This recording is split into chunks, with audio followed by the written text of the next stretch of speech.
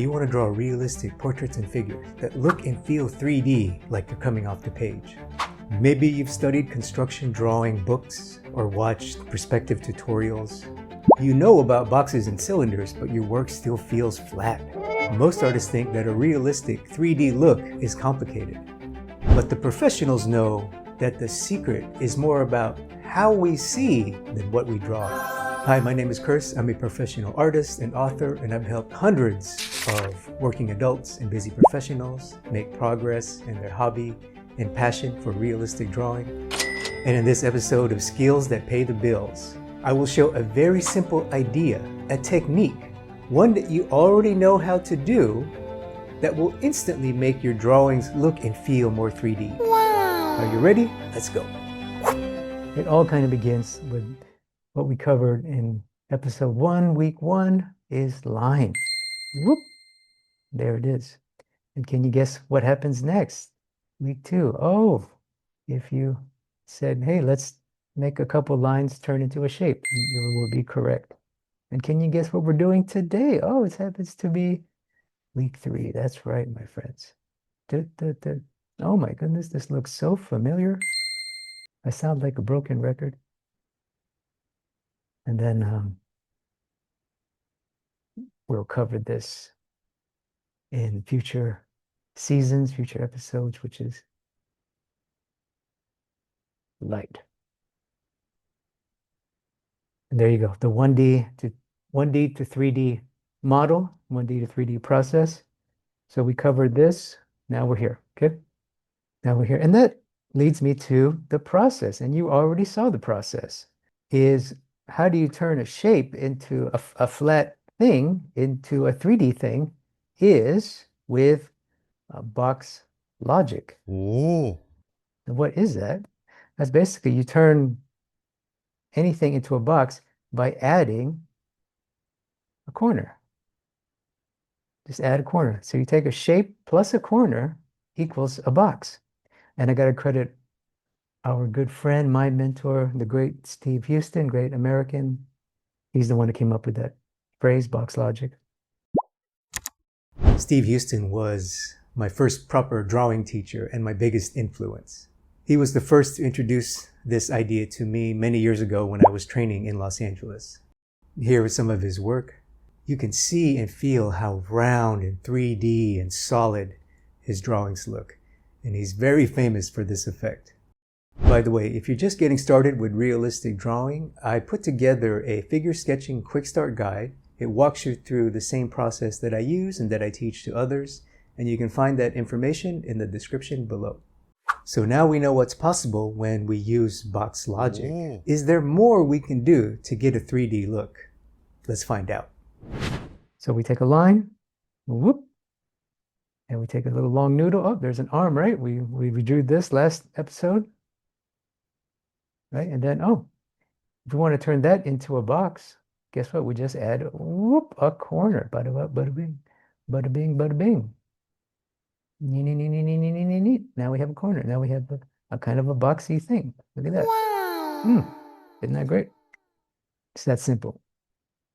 Of course, we have to make it kind of resemble the thing we want.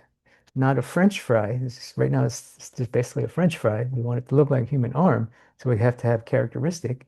And to get the real naturalistic feeling of 3D, we have to put it in the right position, 3D space. So that's why we have to cover that. That part is so important. We're gonna do that next week in episode 4. But right now, this is the bread and butter, my friends. If you can get this far, you have won quite a bit. Because that's all it is. Remember we can do so much with flat shapes, with our little long noodle rectangles. You know, we can get a lot of figure down. But if we want a bit extra oomph, extra 3D-ness, then we need to add a corner. Boom, boom, boom. See, now that torso starts to bulge out, starts to feel more than a noodle. Now this leg feels a bit like a thigh. And that corner feels like a knee. See, the moment you add a corner, now we're in business. And of course, you're probably thinking, Chris, human beings aren't boxes. How dare you? How dare you? This isn't Marvel Comics. We're drawing realistic classical realism, right? We need cylinders and eggs, of course. How do you make a cylinder? You can't add a corner to a cylinder form, can you? Well, you kind of can with an ellipse. So right now, this is also an ellipse. But watch this. You can do that same thing. And now you do like this. See, it's kind of a softy-ish, straight-ish thing. See, so now you have a then you have a cross section, and then you can also add what naturally occurs is these little nuances, little breaks, intersections. And then these become their own ends, which also is a part of Steve's box logic. So when a form ends, let's say this is the arm, so the upper arm ends at the elbow and the forearm. Now you have this overlapping brachialis, the upper forearm muscle. Now that becomes that becomes an end, which instantly makes it a corner. An end is also a corner. See, boop, boop, boop. So that's how you boxify. That's not a real word, but I just use that. Boxify a cylinder, a roundish thing. Same with an egg. Did you catch that? The idea of ends is another huge breakthrough I learned from Steve. Ending a shape is a simple and elegant way to get more form because it creates a corner. Ooh. Here's an example of my work. Look what happens if we remove the ends of the arm. It looks totally flat. So thank you, Steve, for another great insight. Is there more we can do to make our shapes really come to life? Let's find out. Take an egg and add a naturally occurring thing. Then the egg, boop, boop, boop, boop, boop. Now the boop, boop, boop, boop, boop, boop, boop, boop. The egg has a natural corner. It's a natural, becomes more boxy, more constructive, if that's a word. And that's another beautiful thing I learned from Steve, which is anything that can be made round can be made square and vice versa. So you can take your French fry and you can kind of turn it into a cylinder. Ooh. See? Or a hybrid, both. And you could, and then you could take your French fry, turn it into a cylinder, and then say, oh no, I need it to be harder again. Oh, you can bring it back. See, boop, boop, boop. And that you will see that in the human body. We'll talk about that next week. Is that how these things change and morph? Because that's the nature of natural living things.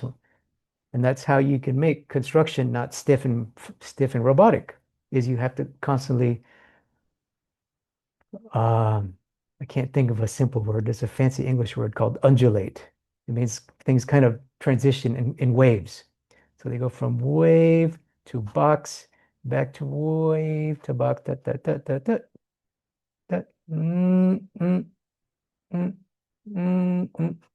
something like that. That's natural. That's quote unquote real. Naturalism. There's other ways we can make our construction less robotic, but that's basically box logic in a whole. At the end of the day, you want to add corners. At the end of the day, we're not drawing robotic people. We're not doing superhero constructions. I mean, it is, but at its essence, it's basically adding corners to make the thing look more quote unquote 3D. Because once flat is flat, which is good, we can get a lot done. The moment we add a corner, now it's no longer flat. Now it has Z. You understand? We went from this, so this is XY, right, to XY plus Z. Ooh. X, Y plus Z. And the corners, that's Z. X, Y plus Z. The implied three-dimensionalness. Now that you know how to make shapes feel more 3D with box logic and corners, it's your turn to practice what you just learned. You can start with sketching simple freehand boxes and forms in various angles. If you're more advanced or confident, you can try drawing the torso of this figure. And if you want more simple and fun exercises, click the video that's popping up on your screen. And if you want to work with me, I have courses, workshops, I do consulting, and all of that information is in the description below. Once again, my name is Chris. Keep your sketchbook in hand because realistic drawing is attainable for you. Bye for now.